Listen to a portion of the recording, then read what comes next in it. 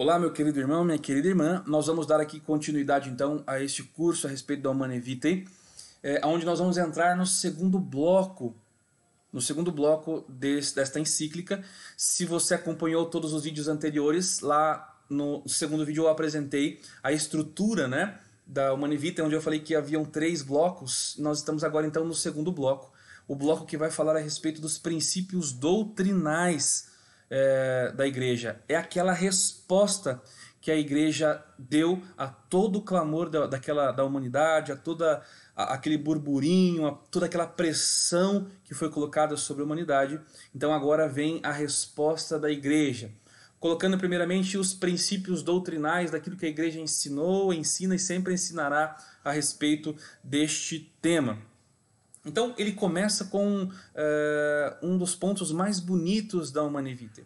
Ele fala que a necessidade de haver uma visão global do homem, uma visão integral do homem. Olha que interessante. O que é isso? O que significa isso? O mundo estava tendo uma visão fragmentada do ser humano, ou seja, a visão a respeito do homem é somente a biológica. Não. É somente a psicológica. Então, se ele está sentindo aquilo, se ele está vendo aquilo, aquilo é ele. Não. O ser humano não pode ser determinado simplesmente pelas condições biológicas, não pode somente ser determinado pela condição psicológica, não pode ser determinado pelas questões demográficas, né? Não. Nós precisamos transcender as vistas parciais. Precisamos transcender as vistas parciais, as vistas fragmentadas. É necessário olhar para o homem como um todo. O homem, ele é um ser complexo, biológico, psicológico, espiritual, né?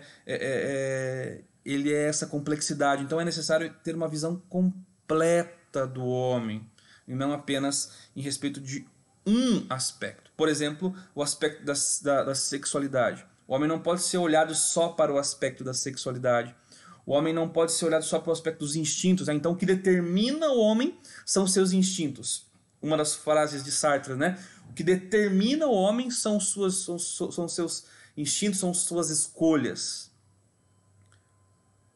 Não, o homem não são só as escolhas que determinam o homem, não são seus desejos, seus instintos que determinam o homem. Isso faz parte do homem, sim, mas não é o todo. Por isso é necessário ter uma visão global do homem. Não é o caso aqui, mas você que acompanha também aí, a teologia do corpo de São João Paulo II vai justamente explicar de uma forma mais ampla essa questão da visão integral global do homem. Então você que quer se aprofundar nessa questão para se entender melhor, para saber quem você é, para saber que você não é só os seus sentimentos, para saber que você não é só os seus desejos, você é algo muito maior, você é um ser complexo. São João Paulo II vai ensinar na teologia do corpo, pesquise sobre isso, na teologia do corpo, sobre essa visão integral. Então olha o que ele vai dizer no número 7 da Humanae Vitae. O problema da natalidade deve ser vista na perspectiva da visão integral do homem, da sua vocação, não só natural, mas terrena. Né? Não só natural e terrena, mas também sobrenatural e eterna. Olha que lindo isso. O homem precisa ser observado não só nesse aspecto fragmentado da vida natural e terrena. Ele precisa ser observado também sobre o aspecto da vida sobrenatural e eterna. O homem ele é feito disso também. Sim, do que é natural, do que é terreno, mas do que é sobrenatural, do que é eterno. O homem existe um mundo interior dentro do homem, existe um ser escatológico para o homem, existe algo depois da morte para o homem.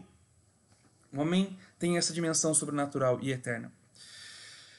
Olha que interessante que está escrito na encíclica, né? Houve quem tentasse justificar métodos artificiais da limitação dos nascimentos, fazendo apelo ao amor conjugal, a uma paternidade responsável. E a Humanae Vitae, esse documento, ele vem trazer então a verdadeira concepção dessas duas grandes realidades. O que o Papa está dizendo aqui? Está dizendo o seguinte, que muitos dos que vieram pedir para que a igreja aprovasse camisinha, aprovasse contraceptivo, pílula, muitos desses que vieram pedir para que a igreja aprovasse, vieram com a seguinte justificativa: mas é para que se mantenha o amor conjugal, ou seja, se tiver muitos filhos não haverá amor conjugal, tem que ter uma paternidade responsável, ou seja, poxa, não posso trazer 2, 3 filhos ao mundo e eles morrerem de fome.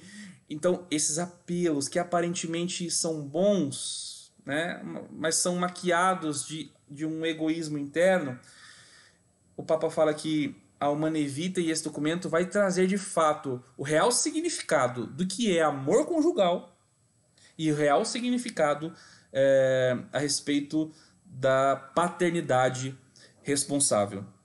Então, nos próximos vídeos, nós vamos falar sobre isso, sobre o que é esse amor conjugal, de fato, para nós não cairmos em confusões, e o que é essa paternidade responsável que a igreja nos apresenta.